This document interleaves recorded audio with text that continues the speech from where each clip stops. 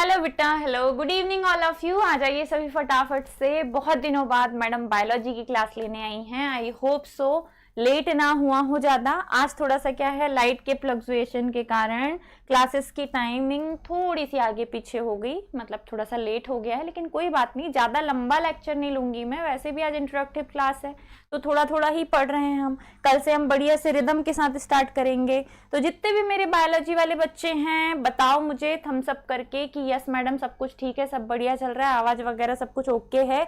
और आप तो बस स्टार्ट कीजिए चैप्टर नंबर 4, जिसका नाम है वंशागति और विविधता के सिद्धांत, principle of heredity and variation. आज से हम स्टार्ट करेंगे मेंडल सर की कहानी। ठीक है, आज से हम स्टार्ट करेंगे मेंडल सर की कहानी। तो चलिए फटाफट से बता दीजिए कि सब कुछ ठीक है क्या, सब कुछ बढ़िया है, ऑल ओके, आवाज वगैरह सब ठीक आ रही है। लो मैं ही चेक कर लेती हूँ भाई। ओके चलो बढ़िया है सब कुछ, कोई परेशानी नहीं है। तो चलिए, वंशागति और विविधता के सिद्धांत, ये चैप्टर है आपका चैप्टर नंबर 4। चैप्टर नंबर 4, अध्याय 4 है ये। और जैसा कि इसके नाम से ही क्लियर है, इस चैप्टर में 2 शब्द आपको मिलने वाले हैं। पहला है वंशागति, जिसका मतलब होता है वंश की गति। दादा ने पापा को जन्म दिया, पापा ने हमें जन्म दिया, नाना ने मम्मी को, मम्मी ने हमें, ऐसे करके ये पीढ़ी दर पीढ़ी जन्म की प्रक्रिया चल रही है। जब पीढ़ी दर पीढ़ी जन्म की प्रक्रिया चल रही है तो लक्षण भी कि इंसान का बच्चा इंसान के ही जैसा है, बंदर के जैसा नहीं है, कौए का बच्चा कौए के ही जैसा है, या बाकी दूसरे जो जानवर है या बाकी दूसरे जो स्पीसीज हैं उनके बच्चे उनके ही जैसे होते हैं।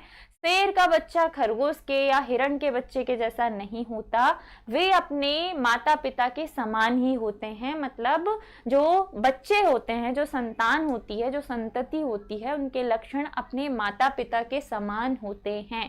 इसे ही हम कहते हैं वंश की गति।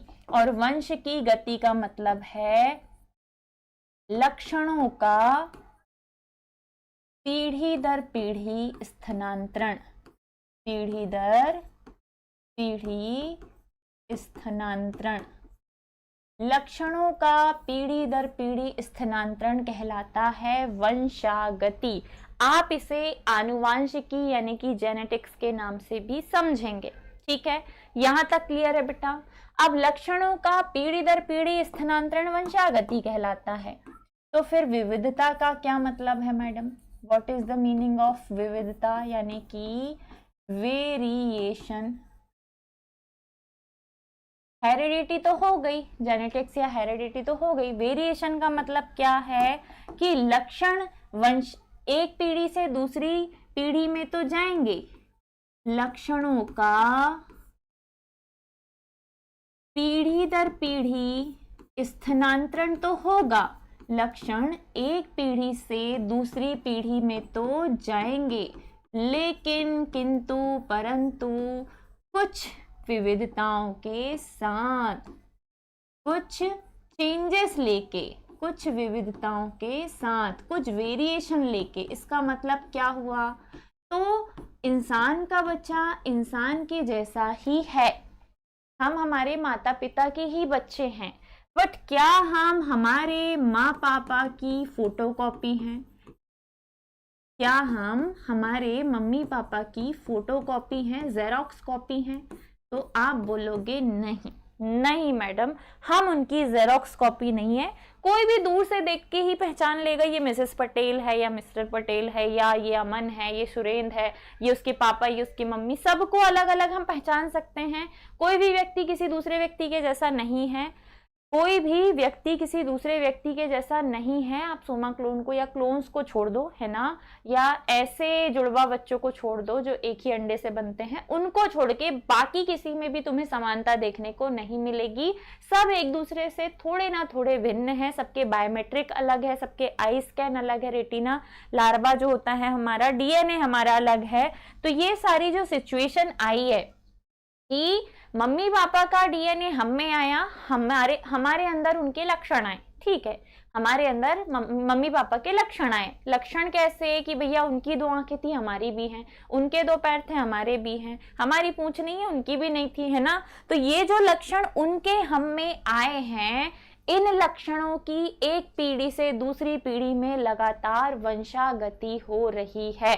और ऐसा सिर्फ हम में नहीं हो रहा, ऐसा इस प्रकृति में हर एक सजीव में हो रहा है, चाहे वो इंसान हो या प्लांट्स हो, पेड़ पौधे हो। ठीक है, पेड़ पौधों में भी गेंदे का फूल अगला वाला वंश में फिर गेंदे का बन के उगेगा, चंपा चमेली, गुलाब तो गुलाब ही रहेगा, गुड़हल गुड़हल बनने वाला है। तो गुड़हल का बबूल के जैसा नहीं हो सकता, बबूल का तेंदू के जैसा नहीं हो सकता, पीपल का बरगद के जैसा नहीं हो सकता। ये इतनी ज्यादा विभिन्नता नहीं आने वाली। ठीक है, तो अब हम ये कहेंगे कि लक्षण यानी कि जो कैरेक्टर्स हैं, जो सिम्टम्स हैं, जो लक्षण आपको बाहरी तौर पे दिखाई दे रहे हैं या आंतरिक तौर पे भी, वे एक पीढ़ी से दूसरी पीढ़ी में तो जाते हैं, लेकिन कुछ ना कुछ विभिन्नताओं के साथ, कुछ ना कुछ चेंजेस लेकर, कुछ ना कुछ परिवर्तनों के साथ, कुछ ना कुछ परिवर्तनों के साथ। तो आप विविधता को परिवर्तन यानी कि चेंजेस भी बोल सकते हैं। तो ये आप बता रहे हो क्या मैडम? नहीं बेटा, ये मैंने नहीं बोला। ये सारी बातें जो हैं ये कही गई है ग्रेट साइंटिस्ट जिनका नाम है मेंडल।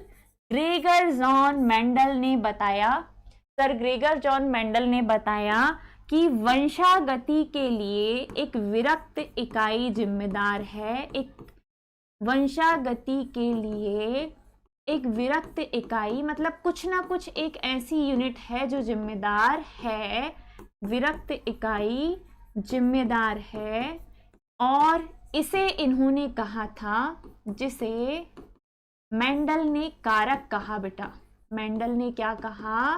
कारक कहा। इंग्लिश में इसे फैक्टर कहते हैं, हिंदी में इसे कारक कहते हैं। और ये कहा किसने बेटा?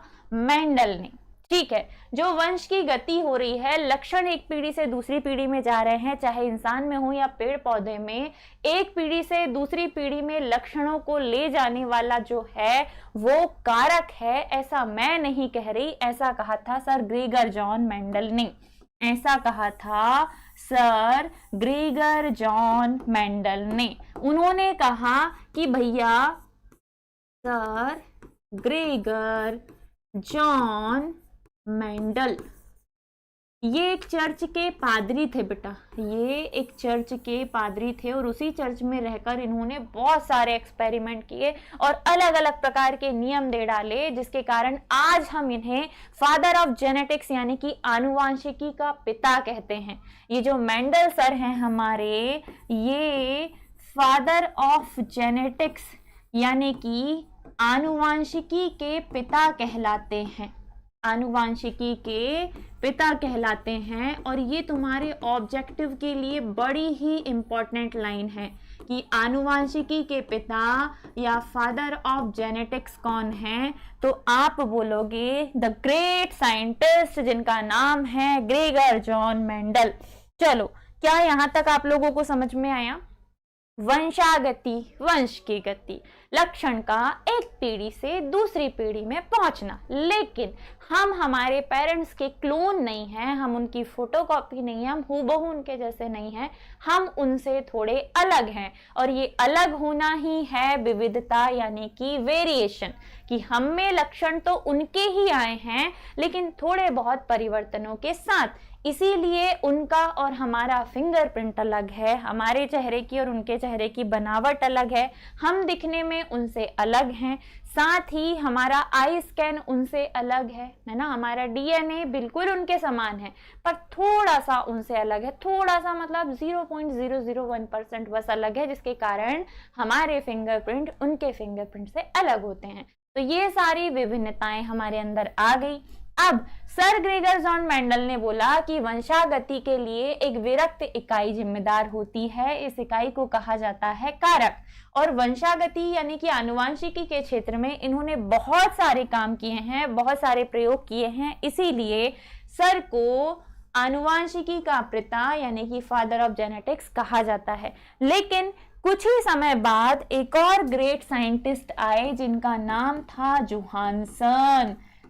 जॉनसन्स पाउडर सुने हो नाम, बच्चों के लिए जो आता है, बेबी जॉनसन, है ना, तो वही वाला जॉनसन। जोहानसन जो है, इन्होंने क्या किया, इन्होंने मेंडल सर के, जो मेंडल सर ने बोला था कि वंशागति के लिए एक विरक्त इकाई है जिसे हम कारक कहेंगे, तो वंशागति के लिए जो कारक जिम्मेदार है, वंशागति के लिए जो कारक जिम्मेदार है, कारक जो जिम्मेदार है उसे कारक नहीं, जोहानसन ने उसे जीन नाम दिया, जोहानसन ने उसे जीन नाम दिया। ठीक है, तो कारक बोला था मेंडल ने, जोहानसन ने बोल दिया जीन। अब किसका कहना माने, तो जोहानसन का कहना माना गया और बोला गया कि जीन ही वो है जो आनुवांशिकी या वंशागति के लिए जिम्मेदार है, और ये जीन हमेशा हर एक में, हर एक लक्षण के लिए जोड़े में होता है, ये कभी अकेला नहीं होता, ये हमेशा जब भी लक्षण बनाएगा ये काय में होता है बेटा, जोड़े में होता है। वंशागति के लिए एक विरक्त इकाई जिम्मेदार होती है जिसे कहा गया कारक, और कारक कहा गया मेंडल के द्वारा। फिर आगे एक और साइंटिस्ट आए जिनका नाम था जोहानसन, और जोहानसन सर का कहना पड़ा कि नहीं, कारक वारक जैसा कुछ नहीं होता, एक्चुअल में जो कारक है वो कारक नहीं है, वो जीन है। मतलब हमारे अंदर जो लक्षण को एक पीढ़ी से दूसरी पीढ़ी में लेके जा रहा है, या प्लांट्स में जो लक्षण को एक पीढ़ी से दूसरी पीढ़ी में ले जा रहा है। लक्षण मतलब क्या, लक्षण मतलब क्या, तो लक्षण मतलब जैसे कि रंग हो गया गोरा, प्लांट का रंग हो गया हरा, फूल का रंग हो गया पीला, व्यक्ति हो गया लंबा, कोई व्यक्ति हो गया बौना, कोई फूल हो गया गुलाबी, कोई बीज बन गया गोल, कोई बीज बन गया झुर्रीदार। ये सारे जो हैं ये हैं क्या, ये लक्षण ही तो है। और इस लक्षण को बनाने वाला कौन है, तो इस लक्षण को बनाने वाला है बच्चा जीन। ठीक है, जो हमारे मेंडल सर है ना, इन्होंने बहुत रिसर्च की है, बहुत सारे प्रयोग किए हैं, अपने जीवन के लगभग 7 साल, है ना, अपने जीवन के लगभग 7 साल इन्होंने आनुवांशिकी के क्षेत्र में अलग अलग प्रयोग करने के लिए दे दिए, आनुवांशिकी के क्षेत्र में अलग अलग प्रयोग करने के लिए दे दिए। और इन प्रयोगों को हम बड़े ध्यान से, बहुत अच्छे से, बड़े प्यार से समझते हैं, है ना। ठीक है, तो कुछ शब्दावली है जो आपको इस चैप्टर में परेशान करेगी, जैसे जैसे मिलते जाएगी वैसे वैसे हम करते चलेंगे। तो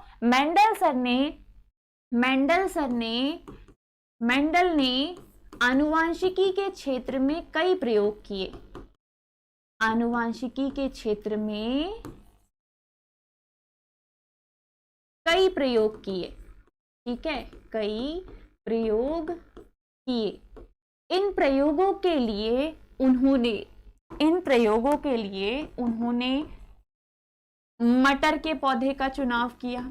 इन प्रयोगों के लिए उन्होंने मटर के पौधे का चुनाव किया। मेंडल ने अपने प्रयोग के लिए मटर के ही पौधे का चुनाव क्यों किया, ऐसा भी पूछा जाता है। तो मटर के पौधे के चुनाव के कारण, मटर के पौधे के चुनाव के कारण, मटर के पौधे के चुनाव के जो कारण थे वो इस प्रकार हैं कि भैया, नंबर 1, पौधे का 1 वर्षीय जीवन काल था उस समय। अब तो 2-2, 3-3 महीने में फसल मिल जा रही तुम्हें। पौधे का 1 वर्षीय जीवन काल था। पौधे में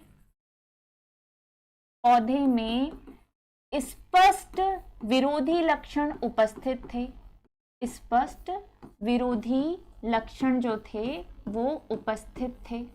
आसानी से आप देख पा रहे थे कि पौधा लंबा है, बौना है, या गोल है बीज, या झुर्रीदार है।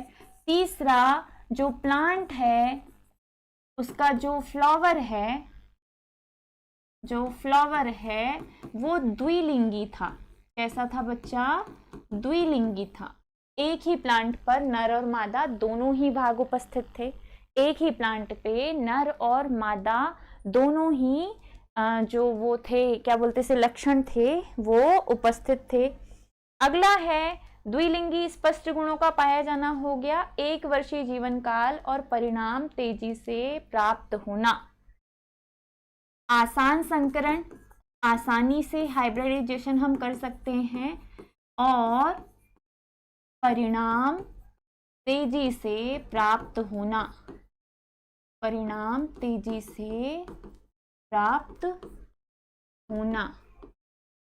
ये सारे जो थे ये मेंडल के मटर के पौधे के ही चुनाव के कारण थे। ठीक है, मेंडल सर ने आनुवांशिकी के लिए मटर के पौधे का ही चुनाव किया। मटर के पौधे को चुनने के इनके बहुत सारे रीजन थे कि भैया मटर के पौधे को ही इन्होंने क्यों चुना। तो मेंडल ने अपना प्रयोग जो स्टार्ट किया था बेटा वो आई थिंक 1877 और ख़त्म हुआ था ये 1883। लगभग 7 वर्ष तक इन्होंने प्रयोग किया और 7 वर्ष तक इन्होंने अलग अलग मटर के पौधे पर क्या किया है, एक्सपेरिमेंट किया है, प्रयोग किया है। मटर के पौधे के चुनाव के जो कारण थे वो ये कि 1 वर्षीय जीवन काल था प्लांट का, पौधे में स्पष्ट विपर्यायी लक्षण उपस्थित थे, प्लांट जो थे उनमें फ्लावर जो थे वो द्विलिंगी थे, मतलब पुष्प द्विलिंगी थे, और आसानी से हम हाइब्रिडाइजेशन कर सकते थे, आसानी से हम हाइब्रिडाइजेशन करके हाइब्रिड किस्में प्राप्त कर सकते थे, साथ ही परिणाम तेजी से प्राप्त हो रहे थे। ये थे मेंडल के मटर के पौधे के चुनाव के कारण।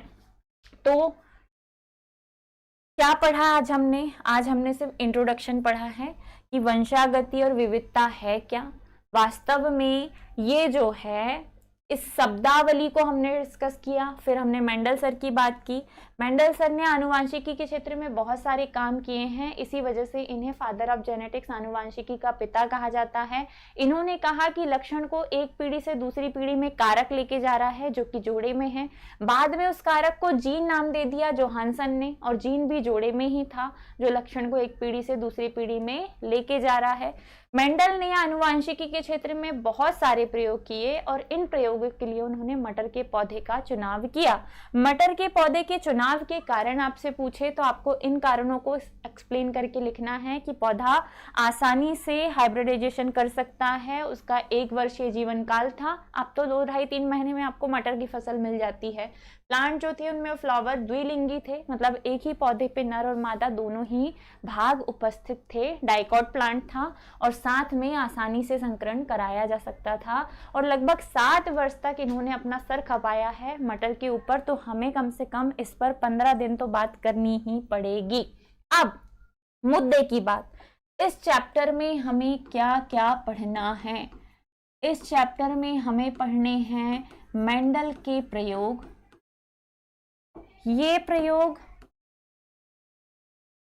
एक संकर क्रॉस पर आधारित भी है, समझाऊंगी आगे मैं। द्विसंकर क्रॉस पर आधारित भी है, मोनो हाइब्रिड क्रॉस या डाई हाइब्रिड क्रॉस पर भी आधारित है। मोनो हाइब्रिड क्रॉस पर आधारित है बच्चा प्रभाविता का नियम, प्रभाविता का नियम, साथ ही युग्मकों की शुद्धता का नियम, युग्मकों की शुद्धता का नियम। डाई हाइब्रिड क्रॉस पर आधारित है मेंडल का स्वतंत्र अपविहन का नियम। डाई हाइब्रिड क्रॉस पर आधारित है मेंडल का स्वतंत्र अपविहन का नियम। ये सारे नियम डिटेल में हमें पढ़ने हैं, ये सारे नियम डिटेल में हमें पढ़ने हैं।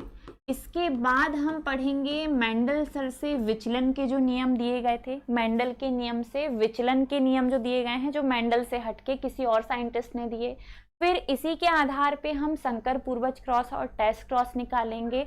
लंबा ये चैप्टर है, आखिरी में आपको आनुवांशिक बीमारियां, उत्परिवर्तन, म्यूटेशन सब कुछ पढ़ने को मिलेगा। बस आपको अपना बेसिक क्लियर करना है।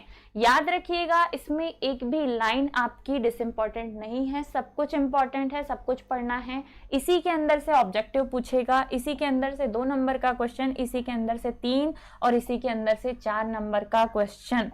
तो आज तो सिर्फ मैंने इंट्रोडक्शन के हिसाब से लेक्चर रखा क्योंकि टाइम ज़्यादा हो जाएगा और आज फास्ट भी होता है, तो इतना ज़्यादा हम सरवाइव नहीं कर पाएंगे बिना खाए पिए, है ना। ठीक है, ऊपर से दिन पूरा बिजी चल रहा है मेरा अभी। चलो कोई बात नहीं, एक भी कमेंट नहीं किए तुमने, बहुत अच्छी बात है, बढ़िया, आसानी से फुल स्क्रीन करके देख रहे होंगे मजे से।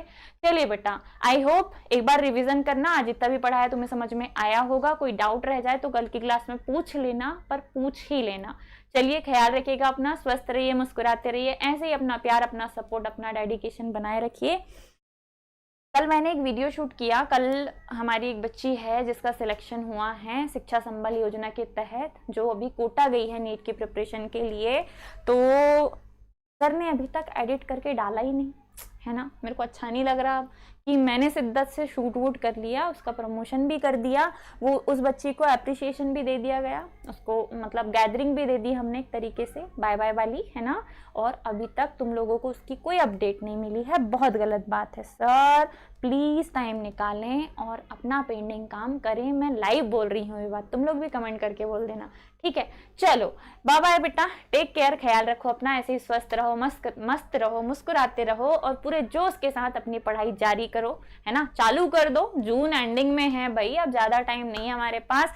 तुम्हें क्वार्टरली आ जाएंगे, फिर प्री बोर्ड, वो हाफ ईयरली, फिर प्री बोर्ड, फिर बोर्ड्स, पता ही नहीं चलता फरवरी कब आ जाती है ना। तो वो थोड़ा सा मस्त मजे से पढ़ाई करना चालू कर दो, ताकि बाद में तुम्हें 16-16 घंटे ना पढ़ना पड़े। चलिए विदा लेते हैं, बाय बाय।